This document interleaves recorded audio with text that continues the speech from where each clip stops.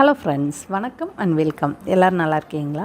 தினம் தோசைக்கு சட்னி சாம்பார் வச்சு சாப்பிட்டு போர் அடிக்குதுன்னா ஒரு முறை இது மாதிரி வித்தியாசமாக முட்டை மசால் தோசை செஞ்சு பாருங்கள். அதுக்கு முதல்ல நம்ம முட்டை மசால் ரெடி பண்ணிக்கலாம். ஒரு கடாயில் 1 டேபிள் ஸ்பூன் எண்ணெய் விட்டுட்டு எண்ணெய் காஞ்சதுக்கப்புறமா 1/2 டீஸ்பூன் கடுகு, 1/2 டீஸ்பூன் ஜீரகம், கொஞ்சமாக கருவேப்பிலை போட்டு நல்லா பொரிய விட்டுடலாம். பொடியாக கட் பண்ண 1/4 கப் வெங்காயத்தை சேர்த்து வெங்காயத்தை நல்லா வதக்கலாம். கொஞ்சமாக தக்காளி, நிறைய தக்காளி போட்டிங்கன்னா ரொம்ப புளிக்கும். கொஞ்சமாக தக்காளி பொடியாக கட் பண்ணி தக்காளியை சேர்த்து நல்லா தக்காளி வெங்காயம் வதங்கினதுக்கப்புறமா 1/2 டீஸ்பூன் அளவு இஞ்சி பூண்டு பேஸ்ட்டு சேர்த்து இஞ்சி பூண்டு பேஸ்ட்டு பச்சை வாசனை போக வரைக்கும் வதக்கலாம்.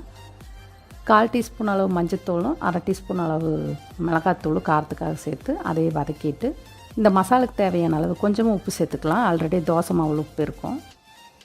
எல்லாம் நல்லா வதங்கினதுக்கப்புறமா 2 முட்டை உடச்சி வச்சுருக்கேன். முட்டையை சேர்த்து ஒரு 2 நிமிஷம் நல்லா வதக்கி எடுத்துடலாம்.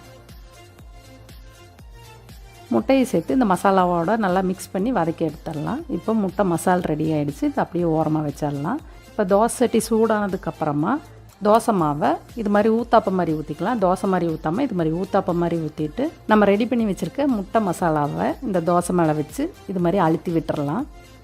தோசைக்கு மேலே கொஞ்சமாக எண்ணெய் விட்டுட்டு ஒரு முட்டையை உடச்சி வச்சுருக்கேன். அந்த முட்டையை இந்த முட்டை மசால் மேலே ஊற்றி விட்டுட்டு 1/4 டீஸ்பூன் அளவு பெப்பர் தூள் தூவி விட்டுறலாம்.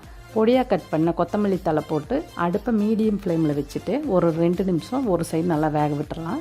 நல்லா வெந்ததுக்கப்புறம் திருப்பி போட்டு இன்னொரு சைடு வேக விட்டு எடுத்தால் முட்டை மசால் தோசை ரெடி ஆயிரும். டெய்லி இட்லி தோசைக்கு சட்னி சாம்பாரோடு சாப்பிட்டு போர் அடித்த நீங்கள் ஒரு நாள் இது மாதிரி வித்தியாசமாக முட்டை மசால் தோசை செஞ்சு சாப்பிட்டு பாருங்கள்.